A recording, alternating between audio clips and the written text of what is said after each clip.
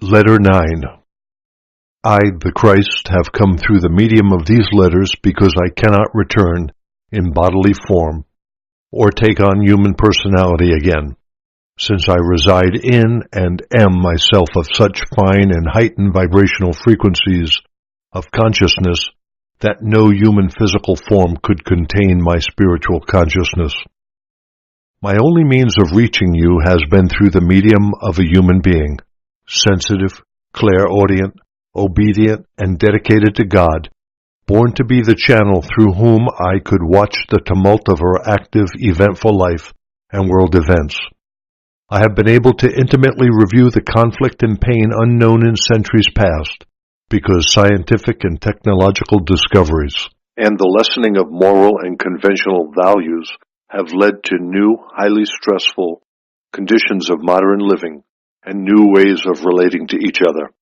Through the medium of this pliable mind, the modern human condition has, to a slight degree, become subjective for me. Without this knowledge of the human experience, these letters could not have been written in a form which is intended to be helpful to the human condition at this time. The process of partial overshadowing began before her birth, continued in her youth and life. Beginning with the thorough deprogramming of her mind and full cleansing of old concepts, my recorder has been deliberately subjected to every type of human experience, bearing witness to the struggles and sorrows involved in modern living. With my instruction, she has climbed out of her many diverse holes of distress, culminating in the death of her ego and mental emotional bondage to materialism. She is learning how to move into consciousness frequencies of universal love and has had personal experience of the reality of universal consciousness. So has she been sufficiently cleansed to receive, ever more clearly, my teachings to distribute throughout the world.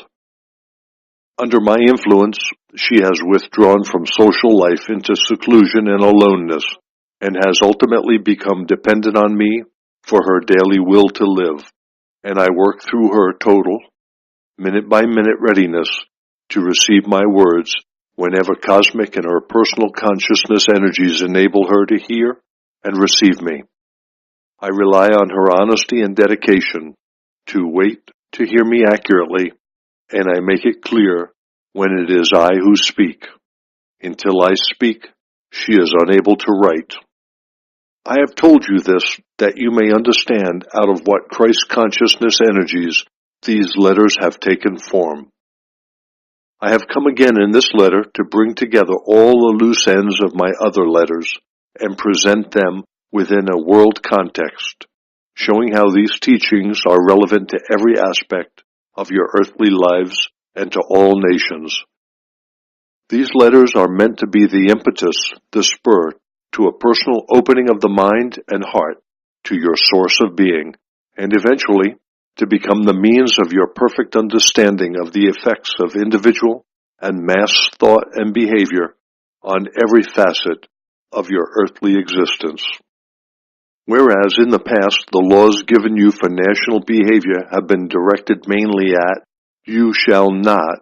If you do, this will be the penalty." True spiritual laws are entirely different.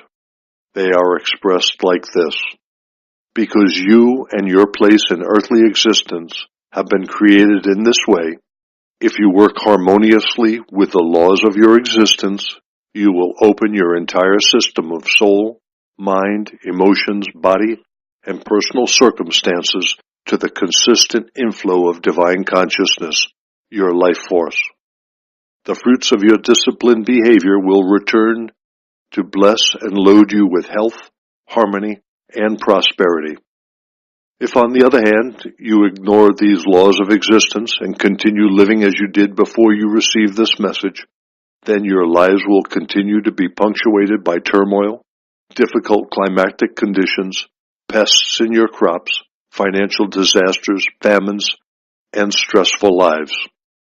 I have spoken through these letters expressly to enable you to reach true, consistent peace of mind and spiritual love, joy, and inner healing of mind, emotions, and body. You should have understood by now that this was also the sole purpose behind my last mission to people on earth, to show them how they themselves were creating their own misery. You have been taught by Christian churches that you who have been created by God must worship and please God by keeping His laws. But this is not truth. Worshiping God is a pagan ritual. When people worship God, they set God apart and above them, unreachable and to be feared. For who knows what evil He might send on earth if people do not act according to His will. But that was not the message I brought to earth. I spoke of the Father, which supplied all needs, which answered when called, which healed when requested to do so, which was both transcendent to people and also within them, meaning that the Creator was universal. The Jewish religion taught that only the chief priests could approach the Holy of Holies and make supplication for the people. The populace could approach Jehovah only through the priests by bringing birds and animals to be offered as burnt sacrifices to appease Jehovah for the people's sins. By these means, the Jews obtained forgiveness of sin. I repeatedly taught the people that they would receive the Father's forgiveness of sins according to people's willingness to forgive others, for it would be done to them according to their own sowing. I also taught the people to approach the Father directly and pray in simple terms, asking for what they needed in life, and assured them that they would be heard and their prayers answered, providing they prayed with total faith, with no doubt in their minds. You must understand that everything I taught the Jews was in direct conflict and opposition to what their religious elders taught them, which was why the priests hated and crucified me, since I was robbing them of their exalted positions as personal henchmen of the Almighty. Because, for fear of reprisals after my death, the disciples did not break entirely free from the Old Testament. Much of the Old Testament thought was carried forward into the Christian religion. Instead of animals, the body and blood of Jesus were substituted to be the sacrifice offered by priests upon the altar. After many years and the entry of Rome as protector of the Christian religion, like the Jewish priests before them, the Roman priests dressed themselves in costly vestments and used silver and gold appurtenances for religious ceremonies. In the time of Paul, this would have been unthinkable. His was a simple message of salvation by my death on the cross, which was not the message I brought to my countrymen in Palestine. He was perpetuating a Jewish tradition of sacrificing another to pay for one's own sinning. What shameful cowardice! Yet Paul also performed a great service to humanity, since he set in motion a movement which would be the means of blessing all races equally. He outlined a mode of thought and daily conduct which would bring harmony into the lives of those who tried to live according to his teachings. In all probability, some Jewish traditionalists will vociferously reject my words again, the second time of coming. They will resent my constant allusion to the ancient Jewish practice of sacrificing animals and birds in the temple to please God and obtain forgiveness of sins. But no matter what their objections may be, the historical fact remains that the temple was a place for offering burned sacrifices, and the smell thereof hung over Jerusalem. And all the while I knew that the whole edifice of the temple was dedicated to a myth, a figment of man's imagination, a rationalization of what men's minds could not comprehend spiritually. I was there. I felt the hot stones under my sandaled feet and the sun on my head. I argued with the Pharisees, bore their mockery and sneers with some amusement, and watched them as they dogmatically taught a burdensome way of life of continual obedience to a worthless tradition concerning eating and drinking what was entirely unnecessary. I was there. At times my amusement ignited a spark of mischief in my mind, and I handed out to the Pharisees the same kind of analytical mockery of their personal habits, their ostentatious clothing, and their laws as they applied to me and my teachings. "He is a fool," they said, and loudly ridiculed my statement, "The kingdom of God is within you." "Tell us, how could God be within a person?" they shouted derisively. Using a barrage of contemptuous arguments, they called on the prophets and compared their concepts of the Almighty Jehovah with my descriptions of the simple Father, who even had thought for birds. How could this be, they demanded, when birds were regularly sacrificed in the temple for payment of man's sinning? Would Moses have instituted such a holy practice of burned sacrifices if birds and beasts were of any consequence in the eyes of the Almighty? I remained unmoved as they launched their verbal attacks at me. They only had the conviction of Jewish tradition to support their statements, while my mind had been imbued with the true knowledge of existence itself during my illumined experiences in the desert. I had been given understanding of the universality and creative goodwill of the Father, which enabled me to perceive and do things which no chief priest or Pharisee or Sadducee or scribe could ever do. Because I understood the nature of our source of being, I could, with confidence, put my hand upon a crippled man and raise him up to wholeness again. Who could measure this knowledge against the ridiculous traditional laws of the priests?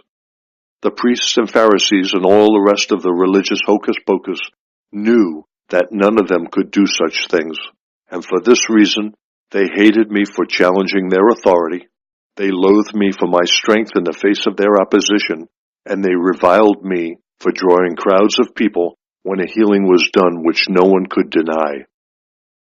There it was, done in the open for all to see, an act of love which the priest averred only God could do, and therefore I must be a child of Satan. Furthermore, they did not see the healing as an act of love, but rather as an inexplicable, blasphemous usurpation of the role of God. They accused me of showing off my magical powers, but could not tell me how I came by such magical powers. Therefore, they decided I must be a son of Beelzebub. Now that I have explained the situation, it should now be as clear to you who read these words as it was so very clear to me at that time in Palestine, that the whole hierarchy of Judaism was composed of self-centered, self-important, mixed-up men who lived only by rules and laws. When challenged to use their minds, their brains, they could not cope, but fell into highly emotional spasms of vitriolic outrage. Was it any wonder that when brought before their council, I held my peace and refused to communicate with such obtuse minds? Yes, I was truly there in Palestine 2,000 years ago. I lived amongst the ordinary men and women who had been taught to fear Jehovah in a very real way, who were obsessed with paying for burned sacrifice to ward off punishment for their sins. I was raised, indoctrinated in the fear of Jehovah, but I had been born to bring the Jews out of their long slumber of myth and fallacies, to set them free of a burdensome history of wars and bloodshed, brawling and arguments, of demanding a head for the loss of an eye, of hidden and secret sinning which counted for nothing if a man was not found out. If he was, then the whole weight of the Mosaic law descended on his head without compassion or mercy, or even a hesitant thought as to the true circumstances surrounding the transgression. Because I had been born with a mission to open up the minds and hearts of the Jews to the reality which had given them life and being, even from an early age, I rejected the Jewish teachings.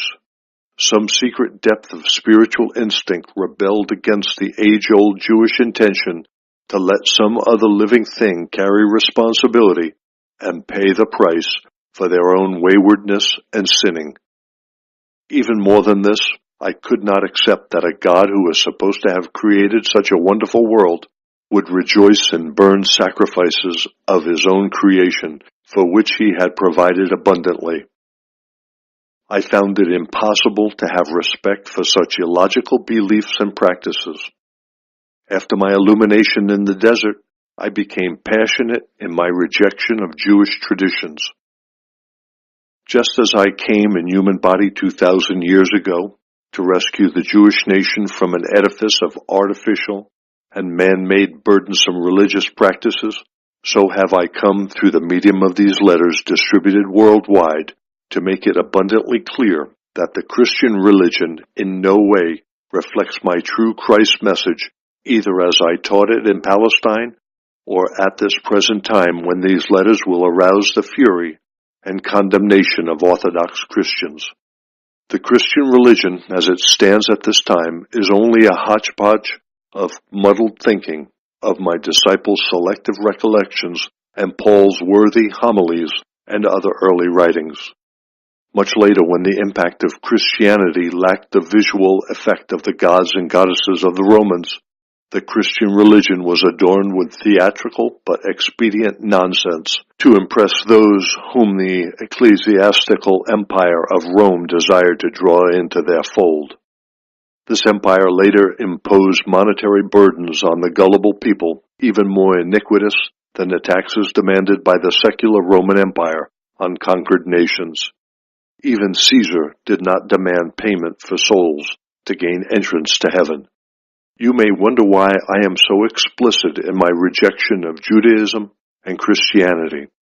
It is vital to the success of the distribution of my Christ message that people should fully understand the true nature of religions which held humanity in their grip until the 20th century.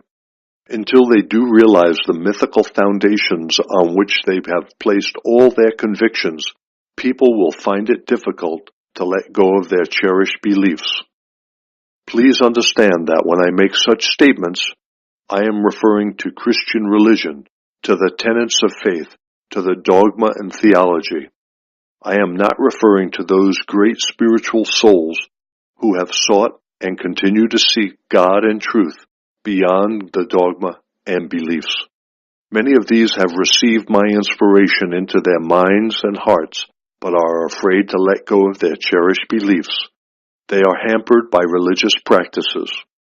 The time has come for them to let go and grow in spirituality and awareness of their true source of being, and take their congregations with them. To the Christian churches of every denomination, I say, wake up! The time has come for you to rouse yourself from a long, unnatural sleep when reason has been suppressed by hypnotic and emotional traditions. These have been handed down through the centuries by a succession of people claiming to be the highest authority on all that I taught in Palestine. Do not be afraid of the consequences if you examine your past beliefs and want to cleanse them from your thinking. Get rid of the cobwebs of illusion and think. When Christian ministers fully accept that I, the Christ, have truly returned to speak to people worldwide, like lightning striking from east to west, and are ready to teach my true message from the pulpit, you will find your churches filling again with people eager to find and make contact with the reality which will lead them to live in total harmony with their truth of being. Alternatively, you ministers of religion who willfully and egotistically continue to teach the dogma of Christianity to save face and your stipends will watch your religion die a natural death during the next 30 years and will be abandoned by your congregations who are already sensing that your words are only words, in which there is no spiritual life. You will see your churches taken over by those who have realized that I, myself, have indeed returned to humanity to show them the way to find and enter the kingdom of heaven. There will also be those whose positions of authority are threatened by these letters from Christ, from me. They will oppose them mightily. There will be vilification of every kind through the services of every type of media, from people who have no scruples in stirring up public wrath to make money from destructive, vindictive sensationalism. I have to tell you that the greater the uproar worldwide, the more swiftly will my letters reach and convince those people who are weary of the old beliefs that at last they have heard the simple truth of being. They will swiftly respond to its love and call to leave their lower levels of human consciousness to start their ascent to the higher spiritual levels where they will begin to experience the first inflow of interior peace and contentment. There will be conflict throughout the entertainment industry since more and more people will recognize and turn against the violence and degradation with which their entire consciousness of mind, emotions, body have been fed by degenerates obsessed with making themselves a fortune. These spiritual ghouls have understood the strange fascination of the unholy and macabre for ignorant people who have been so surfeited with the security, comfort, and luxury in the 20th century, they no longer find contentment in them. They need excitement to stimulate their jaded consciousness. Were the lives of people truly as horrible as is depicted on the entertainment they watch daily, they would turn from their screens in search of something beautiful and easeful to rest their tortured nervous systems. And yet, if you reflect honestly on the conditions of your present lives, you will realize that they are already becoming a terror-inducing mirror image of all that your entertainment industry has given you in the past 50 years. People have been fed on the worst scenarios possible by cinema, TV, books, and media sensationalism, and are now complaining that the former sense of security they previously enjoyed has been whipped away from them. I see you on Earth, presently barricaded behind electric fences, high spiked walls, guarded by security men who themselves traitorously murder the people they guard. I see men and women who previously walked the streets and country lanes fearlessly at night, now locked up behind security gates, afraid of the most despicable and brutal attacks. I see races traumatized by their own people. I see genocide, revolutions, bombing, assassinations, mindless killings of every description. The murdered come through into their next existence still traumatized by the shock of their unexpected passing. I see them and minister to them, if they are able to see and receive me. Many people are far from ready to move on to a higher form of existence, and so they dwell in the shadows until they are released through rebirth. Earthly life has become the hell which you depict on your screens and in your literature. Why? Because your so-called civilized culture permits brutality in all its perverted forms to enter your homes through the medium of your TV for your titillation and excitement. You wanted it, and now you have it in its most real form, within your own daily experiences. No one is immune from these disasters you have brought on yourselves. Do you wonder that I, the Christ, have returned to you at this time to explain to you what you have done to yourselves? How would it be possible for any spiritual embodiment of love to remain remote from such agony of spirit and fail to reach out to render help when help is possible? Therefore, as I said before, I am not alone in my work. I speak for every master as I speak through these letters. Every master is ministering to those who follow his earthly teachings. Every master is calling on their adherents to read, heed, pray, that they may absorb the truth within these pages and strive to cleanse their thoughts and actions and become the embodiment of love to all. But these letters will set in motion a season of change. When people truly wake up to what has been done to their consciousness worldwide by greedy, unscrupulous, and degenerate tycoons, they will experience extreme anger. The public will begin to recognize the insidious and devious ways in which they have been gradually enticed into the webs of abomination. And I, the Christ, have to tell you that when this happens, you will no longer find the word abomination old-fashioned and out of date. You will clearly perceive the difference between wholesome, life-giving consciousness forms, words, and destructive consciousness patterns. You will rebel and nationally call the destructive consciousness forms abominations.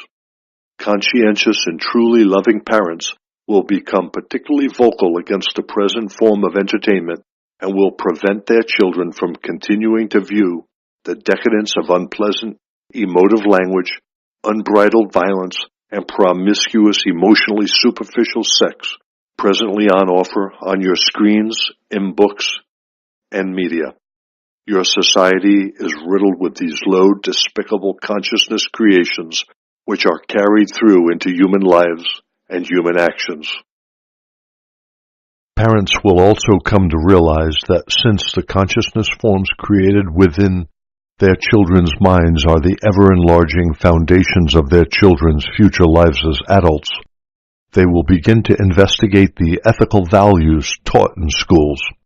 No longer will parents be concerned about the religions taught in school, since these will only be of interest to a minority, but they will be very seriously interested in the kinds of philosophies for living, attitudes, arguments, conflicts, statements, encouraged or tolerated in schools in the future, by teachers and by pupils alike. Groups will band together to start small schools on the foundation of these letters, since the old factual material will be abandoned as obsolete. Emphasis will be placed on languages, the arts, logic, the art of effective, inspiring communication, the development of constructive, creative imagination, mathematics and science, and manual skills. The curriculum will be centered around the development of an ability to differentiate between truth and myth, to perceive clearly the highest values to be adopted and cherished, and the most constructive, productive way to use them in life, to improve conditions for the self, the nation, and the world generally. The child will also be taught to become proficient in those sciences and manual skills which will enable him to work joyfully and successfully in his chosen field of endeavor. Children will be tutored within a new aura of concern and love, and shown how they can contribute to such concern and love in the classrooms. They will be encouraged to work with joy and happiness. If this does not come easily, the unhappy child will be shown how joy and happiness may be achieved and will be rewarded when successful. People will be valued according to their commitment to seeking higher levels of spiritual thought and their dedication to serving the interests of the underprivileged and communities generally. It is a matter of extreme urgency that people worldwide should recognize that the truth is you have been born to individualize and express the universal, the source of your being, in an evolutionary manner, eventually reaching peak individualized manifestation of your source of being, Christ's consciousness. And you have also been created to be cared for, nurtured, provided with your every need in order to ensure your health, perfect well-being, and harmonious prosperity, while on your soul's journey to individualized reunion with your source of being, divine consciousness. Until you do grasp this truth of being, you will never achieve your true potential on earth, either physically or spiritually. No country, religious organization, and no single person, no matter how humanly exalted he may be thought to be, will be able to alter the contents of these letters, since I, the Christ, am also radiating the truth of being worldwide to everyone who is on the level of spiritual frequencies to be able to receive the truth. Such people will receive, revere, and adopt it fully without reservation to be their own guidelines for their thoughts and actions. If there are those who cannot understand or receive the letters, it will be only because they are not yet ascended to the necessary level of consciousness to be able to empathize with them. Their growth will come later. Therefore, I say to those who have not yet experienced the quality of life I have described as being yours by divine will, do not ask what is the matter with life or people or circumstances or with you. Look inside your own thought processes, your own attitudes toward life, generally, your feelings toward other people and yourself, and find out what kind of thoughts and expectations you regularly indulge in. These create a powerfully creative consciousness energy force which you are emitting throughout the day. It will attract to you exactly what you fear and expect. Sometimes the negative creative consciousness form is deeply buried in your subconscious, implanted there many years ago due to certain circumstances. Or the negative creative consciousness impulse may have come through from a past life. In any event, if you have been subjected to consistently bad experiences, examine your inner state of consciousness and find out what kind of negative expectations possess your subconscious. Discover also, what are your attitudes and feelings towards other people? Are you consistently living within the harmony of the laws of existence? Are you expressing unconditional love on every level of your life, toward every single thing in your experience? Are you able to see the light of the soul within all living things, or can you see only their ego drive, their darkness? Do you realize that for people whom you may reject or criticize, I, the Christ, have the highest love and compassion for them at all times? Whom you may be rejecting, I am radiating them my unconditional love. Bear in mind at all times that your source of being is in two states, in equilibrium and activity. The active state of your source of being is the dimension in which you have been conceived and given individualization. The equilibrium of universal consciousness is the dimension of perfect silence and stillness, in which the underlying impulses of creativity are locked together in an embrace of mutual restraint. When you fully realize, accept, understand that in every learning session in your school on earth, you always have access to the divine loving intelligence which resolves every problem the perfect way. You are then lifted beyond the reach of panic and pain. You solve your problems swiftly and smoothly and realize that your own store of wisdom and knowledge are increased in many ways. In this way, do you evolve on every level of your being. While my purpose in coming to you through the medium of these letters has been to show you the way to live in harmony with the laws of existence, to help you avoid unnecessary pain, limitations, deprivation caused by your ignorance of the laws, I also want to imprint in your consciousness that everyone is subject to rhythms in their lives. Everyone goes through the high periods when an inflow of blessedness brings you all the things you have wanted and you are on a peak of human happiness and success. You rejoice. Then comes the time when suddenly the rhythm of life changes, resources dry up, relationships become difficult and precarious, your career takes a downward turn, or obstacles occur which keep you static for a long time. You may ask yourself what you have done wrong.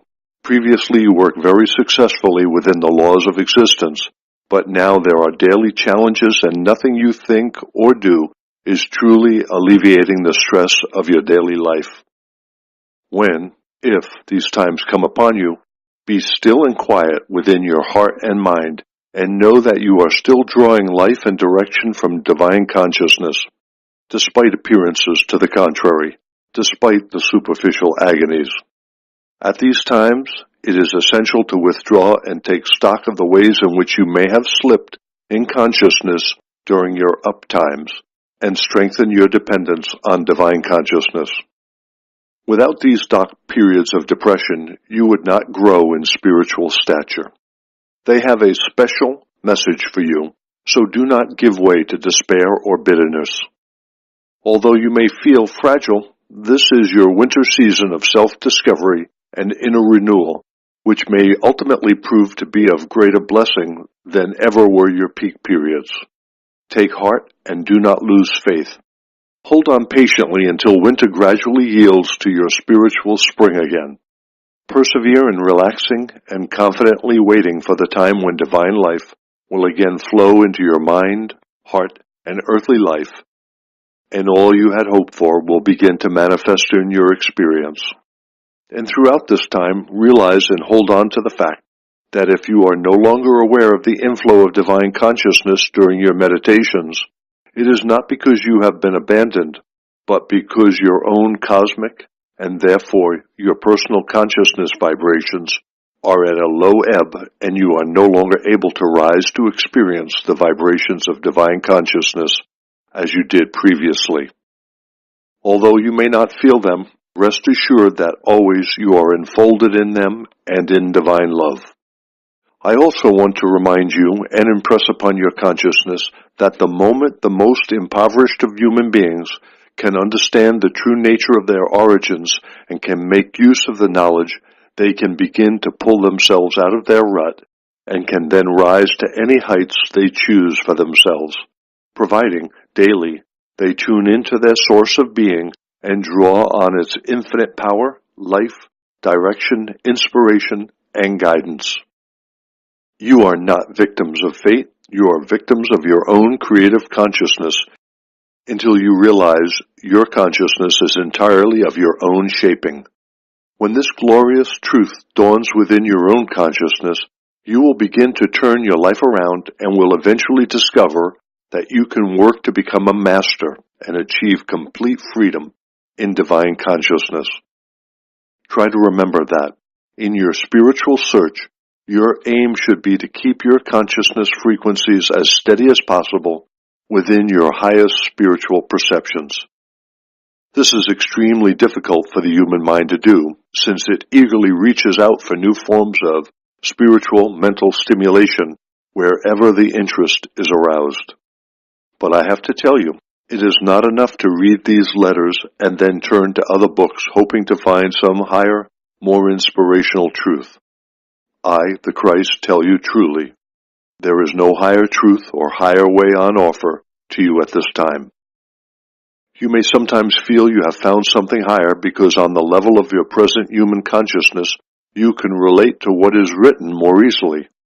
But you can rest assured that spiritual truth of existence is the only knowledge which will bring you eventually to Christ consciousness, which is your true destination and none other.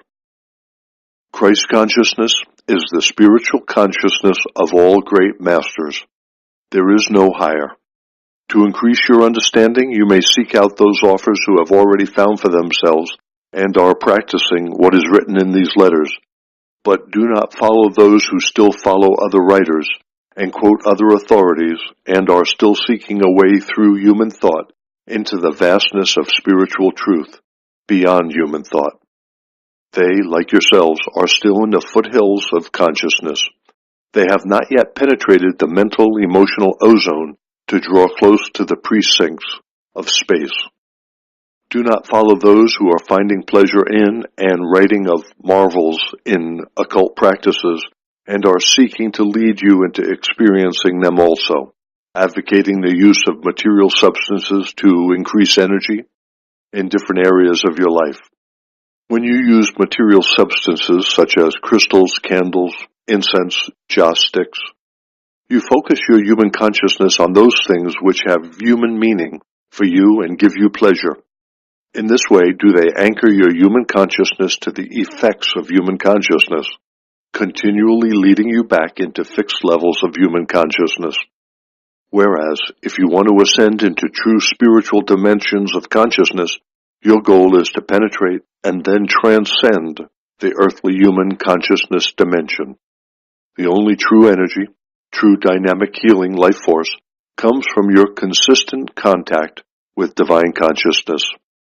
As you journey upwards, you will become acquainted with the finer vibrations of the astral planes, but do not loiter in these levels, since they are only manifestations of higher physical forms of consciousness and should not be your true goal. Attunement with divine consciousness and total self-mastery should be your reason for living and your only goal. When you have achieved it, all you have ever wanted for yourself will be yours in a new, transcendent, and eternal way. You may read these letters and decide you want to continue as you are, in your ego consciousness, trusting divine consciousness to help you through the difficult patches. But I can tell you that life itself will eventually convince you that any other way does not bring the rewards which your soul, hidden and silently waiting for release, is longing to experience, particularly that of full reunion with divine consciousness. The greatest gift you can give yourself, or anyone else, is to gratefully accept into your own mind and try to imbue other receptive minds the full inspired understanding of who you and they really are and what can truly be accomplished when you and they abandon self-will and look to the source of their being for help, guidance, and fulfillment of every need. Become a light to yourself and whomever can receive it. At the same time, no one can absorb learning on an empty stomach. Therefore, A certain amount of physical nutrition should be given to help the process of spiritual physical evolutionary development if you are trying to teach the materially impoverished. Be willing to give to others and know that as you give, you become part of the give and receive system of the entire universe. It is impossible to give and not receive in return unless you yourself believe you live only on the supply from your work, your bank account, and investments. When this is what you believe, then this is what you will experience. Until people truly wake up and open their eyes to the full realization that they are the individualization of the source of their being, which is a combination of perfect impulses of creativity and love, they will remain attracted to the enticements of materialism, satisfaction of body lusts, and the desire for self-promotion above all others, which ranges from takeovers and strikes in business and industries, and gross disharmony in relationships, to murder, rape, and war. Wherever a person exerts his ego over another, angry discords abound. This is the first law of existence which must be publicized throughout the world. How then should human nature strive daily to live in a world naturally dominated by ego drive, the overpowering desire for self-satisfaction? The answer lies in my statement: do to others as you would be done by. This is the first step to overcoming ego drive. When involved in argument, let there be full justice rendered by each party to the other. Listen, absorb, heed, make amends as far as possible. Make certain that in your demands you do not make inroads on the well-being of the other party, be it personal, pleasure, business, or industry. Remember that as you do to others, so will it eventually be done to you. Remember that your thoughts, words, and actions of today will take on form in your experience in days, months, or years to come. Sometimes the sowing will take years to grow into its harvest, and the sowing will have been forgotten. However, rest assured, whatever you do today will return to you in some related form, although you may never recognize it as such or perceive the connection. Whatever you would have people say about your mistakes, say those things and mean them about the mistakes that other people may make, friends or strangers. Give the acceptance and forgiveness you would like to receive. What is true forgiveness? It is a state of understanding the other person and their reasons for their behavior so clearly that you can say in all honesty, there is nothing to forgive. The loyalty, kindness, and generosity you would like to receive when in trouble, give to others when they are struggling with heavy burdens. Never turn to them a cold shoulder. Learn to look at a person or a situation with an eye of kindly discernment. See them as they are at this moment, and then remember that I see them with compassionate love. If you see a need for improvement in them for their own good and the future enhancement of their well-being, look at them only with heart and eyes of love, and see them as they can be in the future. Take them in thought to their source of being, and know that your prayer has surely blessed them and opened doors to their development. Seek guidance from divine consciousness as to whether you can broach the subject of their improvement, and ask how this may be done to ensure their happy acceptance of counsel and ultimate success in personal development. If someone wants to tell you how you have hurt them at any time, stand or sit still quietly and know that this is a true challenge to your ego drive. This is your big moment, your greatest testing point. How will you handle it? Will you make excuses and defend yourself, considering even saying that your actions should not have hurt the other person and were fully justified in the circumstances? If this is how you respond, then your ego drive is still in perfect control of your consciousness. If, however, you can realize that the great moment of truth is upon you, and because of this awareness, you are able to remain quiet and calm, listening to the other person's description of their hurt at your hands, you are succeeding in the first overcoming of your ego. The next urgent step is to put your own need to defend yourself firmly aside and sincerely empathize with what the speaker is saying. You will only be able to do this sincerely if you can be self-effacing enough to enter a place of inner silence where you can fully enter into their hurt, hear what they are saying, and receive their pain into your heart. If you can do this, you will have got inside their skin. And when you can get inside their skin and feel their pain, you will want to apologize from the very bottom of your heart for what you did.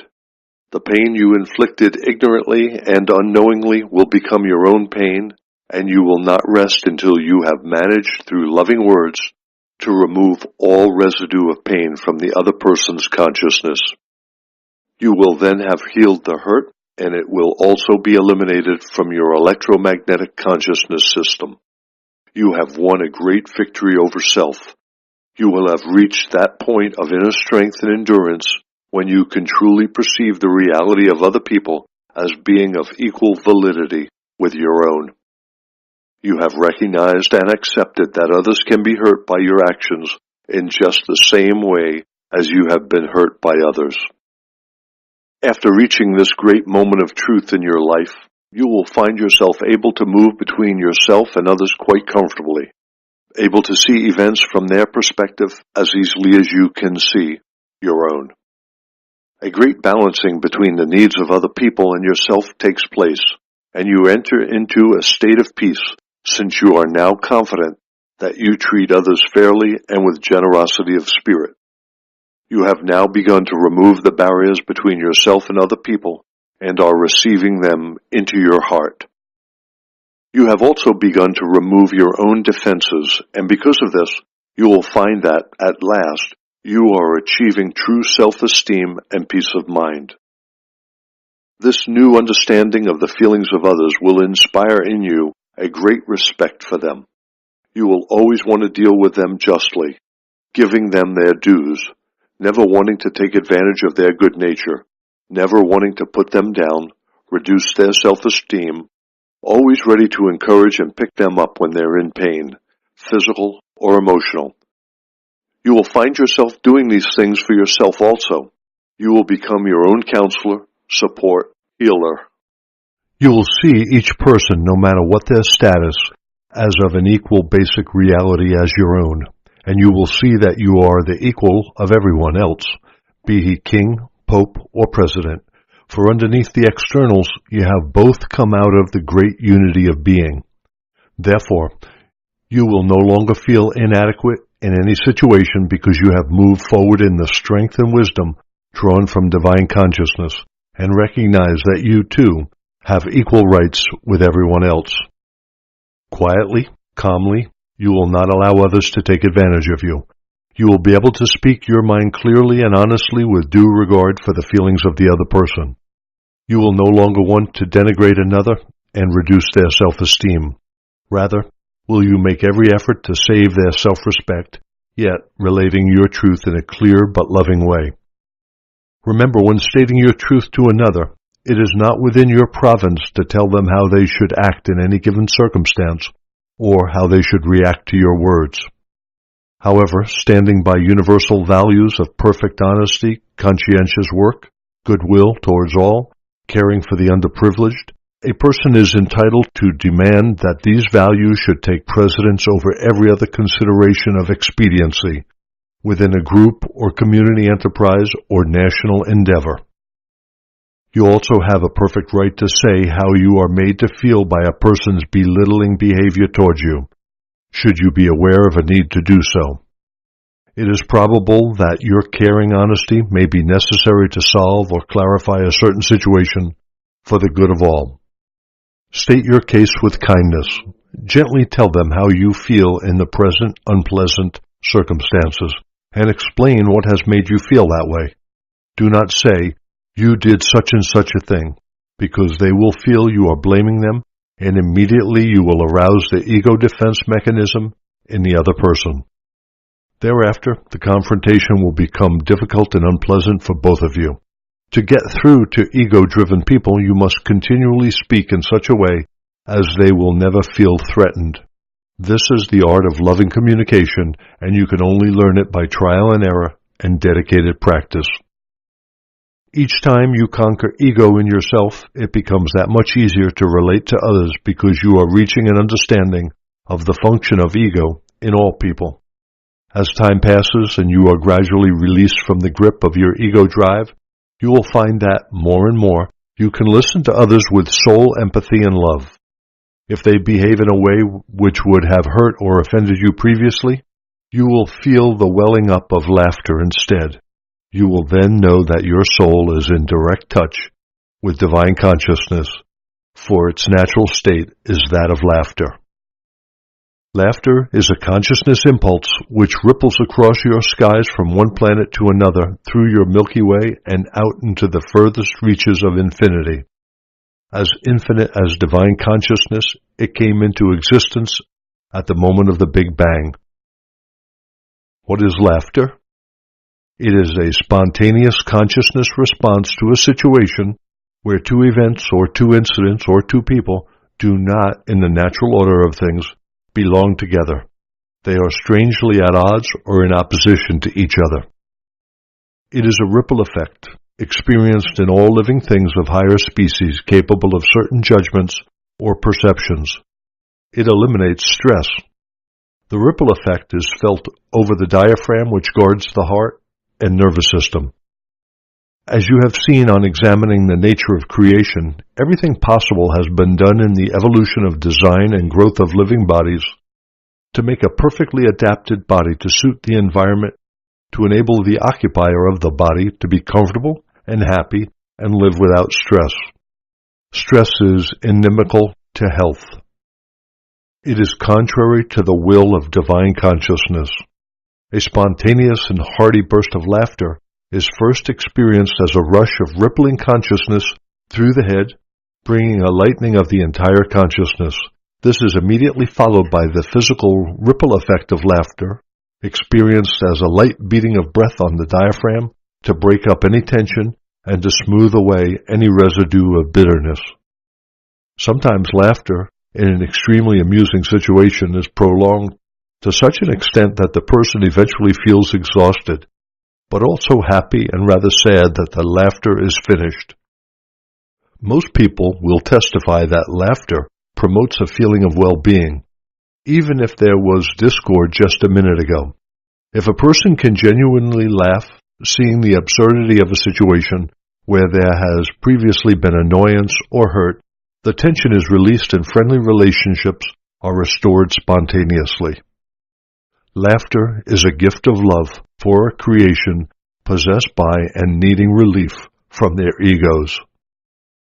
As the ego drive gradually relinquishes its hold over your mind and emotions, you will find that laughter bubbles up spontaneously and brings a wonderful feeling of release.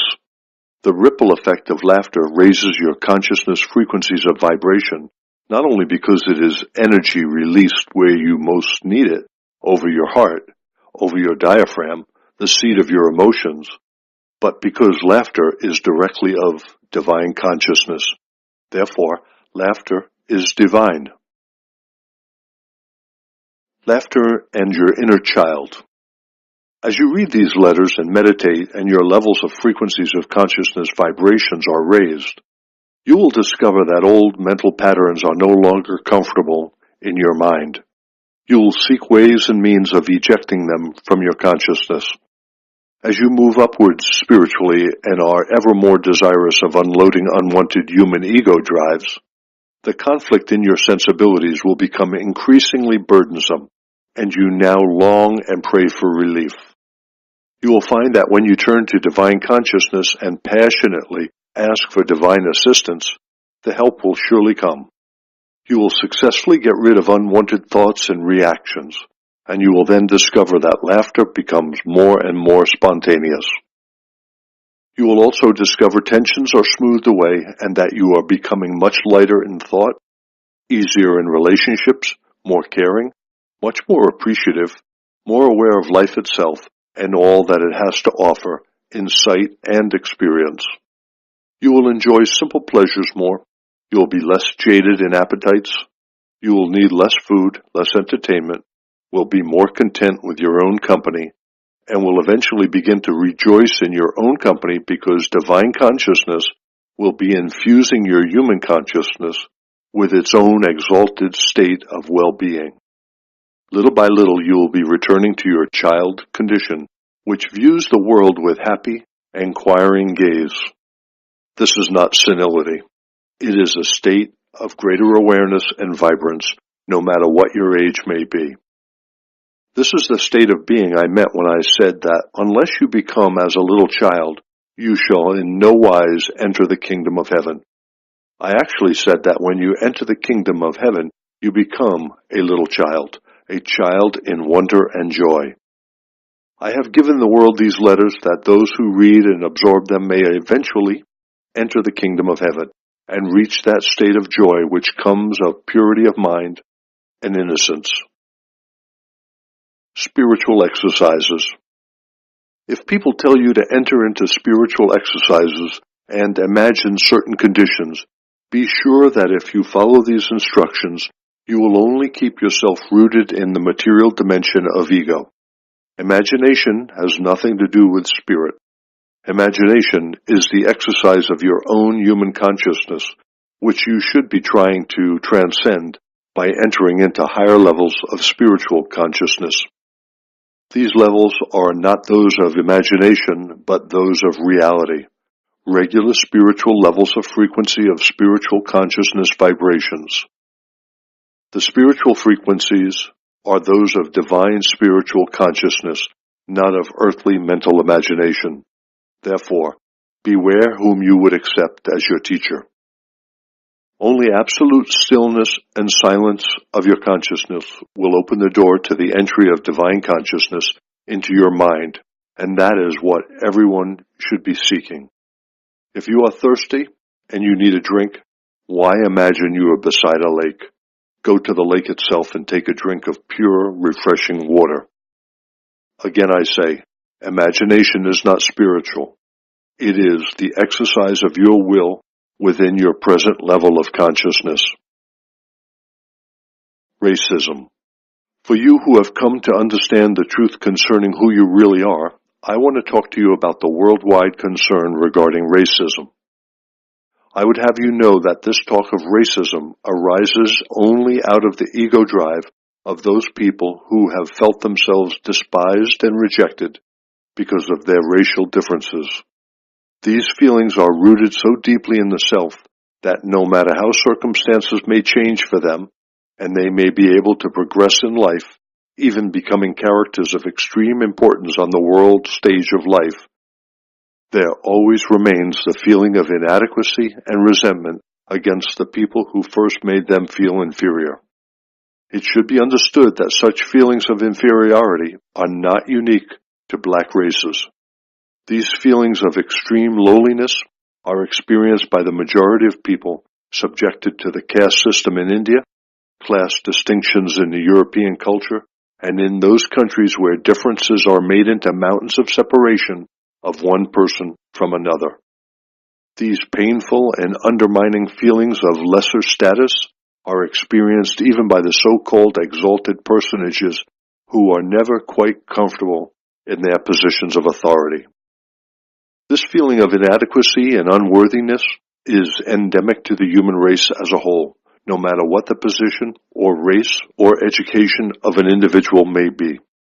The feeling of worthlessness arises to a large extent from the deep awareness of the psyche that ego behavior is contrary to the highest principles of human existence. When this natural, inbuilt drive of unworthiness is reinforced by proximity with other apparently more prestigious or successful people, then this natural feeling of inadequacy takes on agonizing overtones. The only means of overcoming the ethnic painful feelings of rejection, even when highly successful, is to reach the clear realization that if there had not been the kind of ethnic upheavals, removals, arrival of strangers and aliens with their different languages, cultures, educational processes, and their subjection of your natural states and modes of living, the various races would not now be occupying the positions of responsibility and worldly status as some have achieved at this moment. Therefore, the only healing and life-renewing course of action is to meditate, ponder, reflect, and ask for divine light on the subject until you can, in all honesty, say, Lord, I am sincerely glad and happy that all those terrible things took place. Because of them, I am where I am today. Because of them, I have been given an opportunity to test and experience the extent of my endurance, intellect, emotions, talents. I can measure myself against the achievement of other races and perhaps continue to learn how to rise still further from my beginnings. I thank you for the strength and inspiration to show my basic equality with everyone else. I send out my thoughts of love and gratitude to those who laid the foundation for my present good all those many, many years ago. You can also reflect upon the fact that it was inevitable, according to the laws of existence, that those who were connected with slave trading and other tragic events, or were responsible for handing out pain and torture to other human beings, should return in a future life as a member of the downtrodden races and suffer grievously. When born into black races, it is more than likely these people were vociferous in their demands for equality and humane treatment for black people. Such a person may even have been your great-grandfather or father, and you may be wondering why life has created the poor soul so badly. Alternatively, the white people who manacled the black people and kept them in dungeons at this time may still be creating mayhem for other people by occupying the stratum of society of all races, which are rebelling vociferously against the past. It may well be a past which they themselves had helped to bring into being. It is a fact that people are reincarnated into different strata of society in different races to enable the soul to learn some meaningful lesson as it journeys upward towards Christ consciousness. Bear in mind the fundamental principle of existence. You yourselves create your tomorrows. You bring into being also whatever you need for your upliftment by reaching out for it. Whether you are aware of it or not, as you reach out for an improvement in your life conditions, you are spontaneously reaching into higher levels of spiritual consciousness. As I have already told you, the divine will is to release creation from stress, and therefore, those lessons needed to take you upward towards divine consciousness will come into your experience. Therefore, forgive, for you have no true knowledge of the journey of your soul through many centuries of earthly existence. You have no knowledge of what you yourself did in life's gone past. Forgive the present, forgive the past, and accept that much good has come out of it. Learn to bless and love those whom you thought injured you or your ancestors.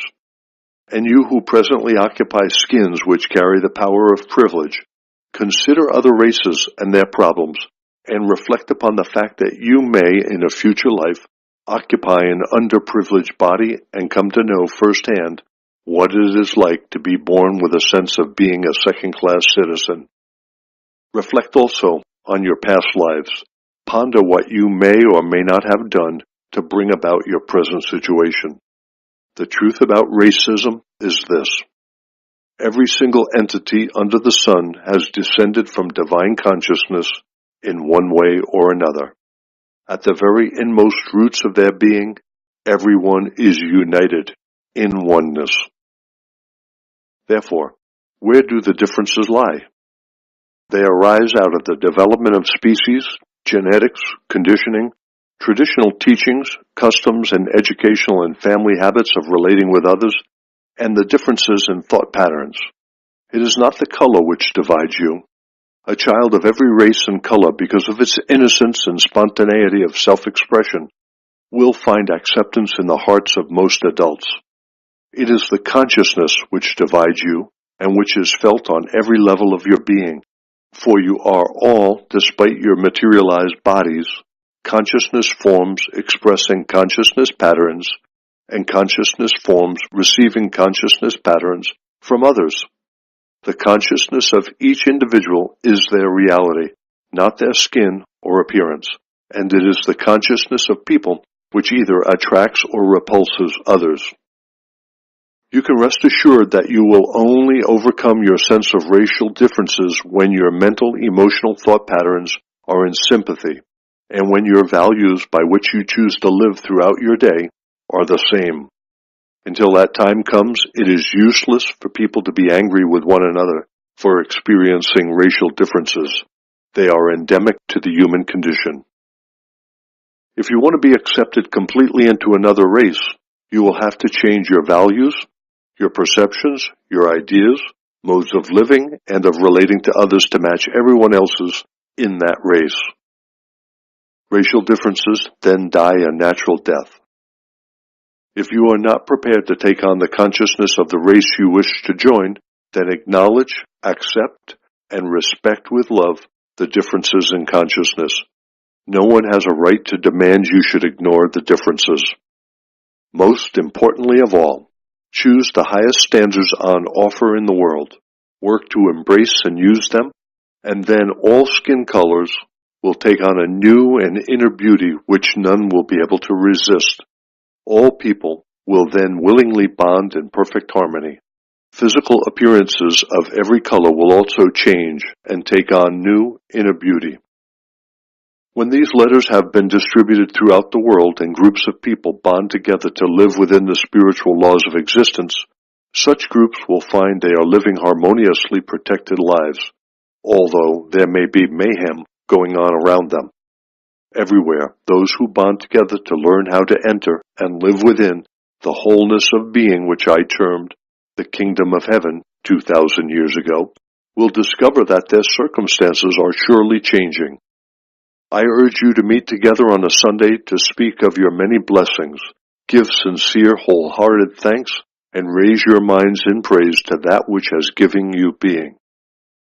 Meditate together to draw divine consciousness through your minds into world consciousness, that the nature of the divine may, more and more, imbue the nature of the world psyche with its own transcendent love. Your groups will emit spiritual consciousness energies which will influence mind energies around you. I would have you remember that the world was not in such a dangerous predicament when the churches worldwide met on Sundays to worship God. Those days are now past. You will not worship God. You will build up a strong awareness of divine consciousness universally present. Its universality and scope of creativity will be ever more firmly entrenched in your minds by means of sincere praise. In the silence and stillness, you will all reach out to divine consciousness and invite it lovingly to take possession of your mind and heart. Thus, little by little, will you become unified, and the divine consciousness will, more and more, take possession of the world, as was its earliest intention. Reincarnation. There are many who will ask how it is that at the moment of conception a soul can be drawn from divine consciousness, but the body itself may be used as a vehicle of self-expression in its coming lifespan by another soul who is ready to reincarnate. When a soul is ready to enter earthly conditions on its next span of earthly learning, the soul is drawn to the parent or parents who can offer those conditions which will enable it to take its next necessary step forward in spiritual evolution. At the moment of conception, the old soul infuses its personal consciousness of past lives and past spiritual progress into the conception process and becomes the soul of the fertilized ovum. Some mothers are almost immediately aware of an alien consciousness within them. The new consciousness the mother has received in her womb sometimes deeply affects the course of her thinking, her pregnancy, and state of health. Once the child is born, the mother feels that she has been restored to her normal self. Sensitive mothers frequently experience an awareness of the direction their child's life will take, and may think that this awareness is really born out of her own wishes for her baby. Reincarnation is not haphazard, or without a consistent plan directing its action. The purpose is always to provide the journeying soul with many entirely different experiences which will enlarge the soul's hidden store of worldly knowledge. It provides stimulating and necessary changes of scenery and of family and environmental personalities, of characteristics drawn from genetics, but always that thin thread of a soul's journey will be buried in the subconscious mind and will surface to influence the present incarnation, although the person may be wholly unaware of it. Therefore, it is possible for characteristics, strongly held views, or passionate ambitions to be perpetuated from one incarnation to another. Sometimes the ambitions are formulated in one lifetime and only brought into a successful manifestation in the next lifetime under entirely different conditions. In such cases, before rebirth, a soul must wait until the world conditions will further the hidden ambitions of the soul successfully. If you can imagine a soul first plunging into a red pond and coming out dyed red, and entering life as a red person with all of its natural red racial tendencies, and educated in childhood to live red lives, you will understand that the soul leaves that life with much that is red in his consciousness. Next, he will plunge into a blue pool, and he will emerge blue with all the characteristics of blueness and the lifestyle of blue people. When he leaves the world again, he will have accumulated facets of blue consciousness mixed with the red. And so it goes, life after life, the same soul growing through differing experiences of colors, religions, status, marriages, sexes, countries, politics, until finally he wakes up to the fact that this is what is happening to him, and he decides he is tired of all the various color combinations. He wants only to ascend into light. Then his true spiritual journey starts, and gradually, by moving into one life after another, he sheds the red, blue, yellow, green, black, brown, purple accumulated in past lives, until at last, freed of all the illusions and false concepts of past lives, his soul steps out into the light and reincarnation is no longer necessary. The soul is strong, resourceful, creative, but the individuality of the soul is still inviolate, and he begins to ascend into different levels of spiritual light beyond the frequencies of the vibration of the world. As I said in this letter, I am with you always, radiating the truth of being and consciousness. The more you read these letters, the more you will become aware of my presence and my love, and through this contact my loving purposes for you will be fulfilled. Only you will be able to break the contact. I am radiating love no matter how you feel. I leave you with my love and longing for your speedy journey into spiritual light.